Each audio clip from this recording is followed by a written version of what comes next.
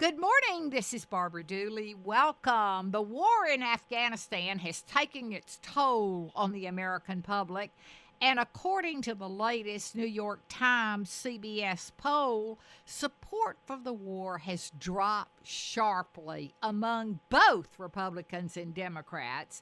And increasing numbers say that America should not be involved. Well, this morning, my guest is William Panzarella, who is the author of American Horse, which tells the story of the greatest generation and the struggles of a World War II veteran to grapple with confliction, grief, and regret. Good morning, William. Good morning. Thank you for having me. Now, what possessed you to write this book after Tom Brokaw's The Greatest Generation came out? What made you go and write The American Horse? Well, I had always wanted to write a personal, like a ground level narrative on the greatest generation from a person's point of view. My father, I was born in 1970, but my father served in Italy in World War II. I had an uncle that served in the Pacific in the Marines. So I was always fascinated by it. And I think it's the old adage, those that do not remember the past are condemned to repeat it. And I think the younger generation doesn't know a lot of what the greatest generation had to go through. Do you think they went through different feelings, emotions, war than, say, the Vietnam veterans? Definitely. Well, first of all, I would like to say, though, that I think the brave young men and women that are fighting in Afghanistan today and that fought in Iraq are every bit as brave and righteous as any generation that came before them. But I think the greatest generation, it went just beyond even those who served. There was more a sense of community. If something happened to the nation, it happened to them. And their main concern was really not how they could better their lives, but how they could leave better lives for their children. And in Vietnam, we saw the opposite of that. We know how our troops were treated when they came home from Vietnam. People were not able to differentiate the war, their opinions of the war, from the men who fought it. But, William, let me ask you this. Don't you think the whole atmosphere of the United States was totally different during World War II in that they drafted so many thousands of men all over the country, and women had to go to the workplace for the first time ever and take over these jobs, and it became not only were there men at war, but they were also helping the war effort. Whereas Vietnam, those of us, they didn't take thousands and thousands of men like they did in World War II, and a lot of people never felt that their neighborhood was void of men because of Vietnam. Does that make sense? Oh, definitely. And that is something I write specifically about in American Horse, is that the front lines in World War II would have never been possible without all the women that did go to work in factories. And it was a complete effort. Whereas Right. I agree with you, in Vietnam, you didn't have that two-sided front. Now, it's interesting that you say from the poll 69% of Americans don't think we should be in Afghanistan. 67% of Americans think the fighting is going badly. So when our troops realize that their people don't think they should be over there and that they're not winning, what does this do for their morale? Well, a lot of these troops have done multiple tours, and they have been home. And thankfully, unlike Vietnam, I think that they understand now that people are able to differentiate their disapproval of the war and how the war is going from the brave men and women that fight there. So they may not support us still being in Afghanistan, but I believe that most people do support our troops. Okay, so in American Horse, what is your message? My message is that twofold. It's number one, that we have to learn about the greatest generation. We have to understand and appreciate the sacrifices that those who came before us have made.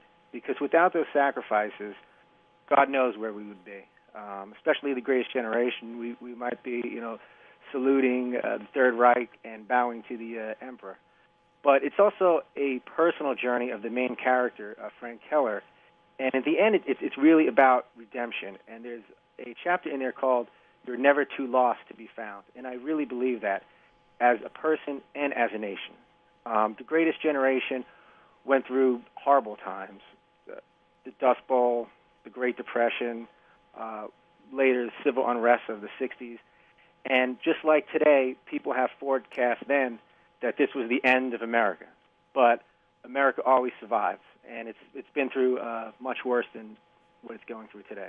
This morning I'm talking with William Panzarella, who has written the book American Horse, which tells the story of the greatest generation and the struggles of a World War II veteran that has to grapple with confliction, grief, regret.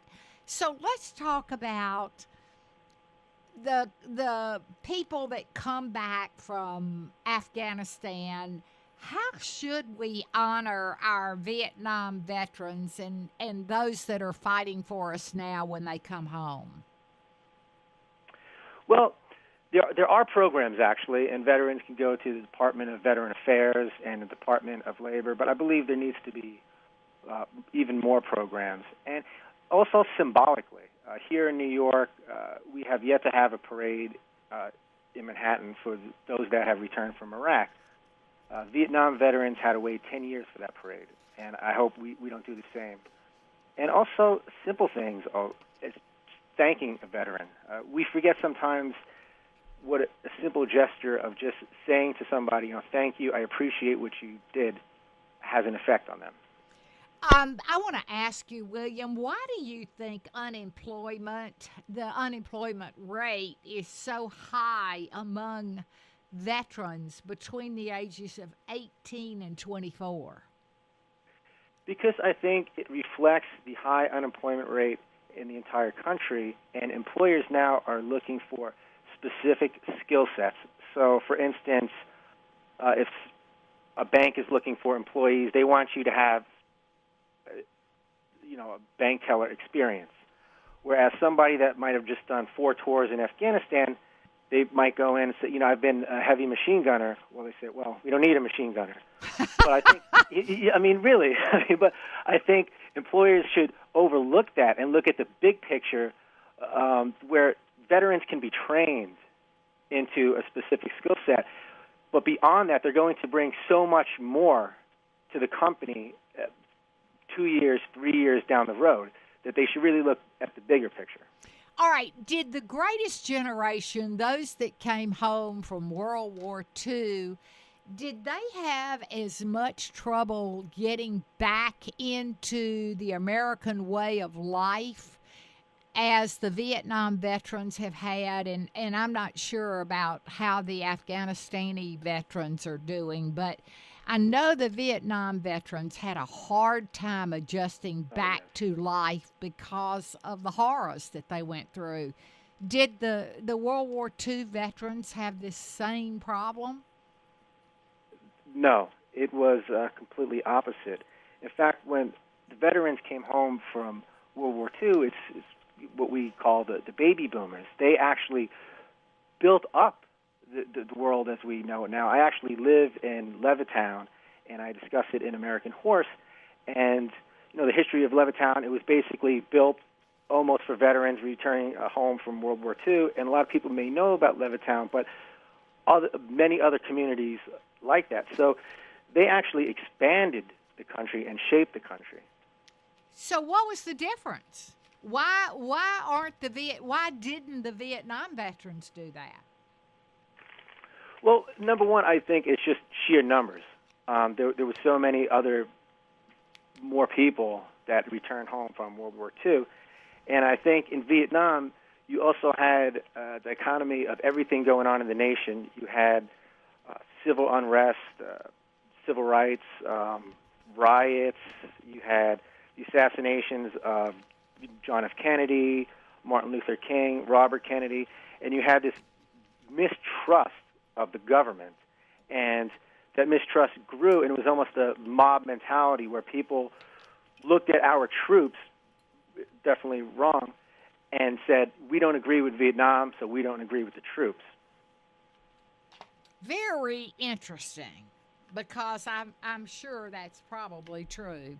Well, I want to thank you for being with me this morning. I've been talking with William Panzarella, who is the author of American Horse, which tells... Well, thank you very much for having me. You are welcome. And for those of you that want more information, go to our website, www.1340wgau.com. And this is Barbara Dooley on News Talk 1340 WGAU.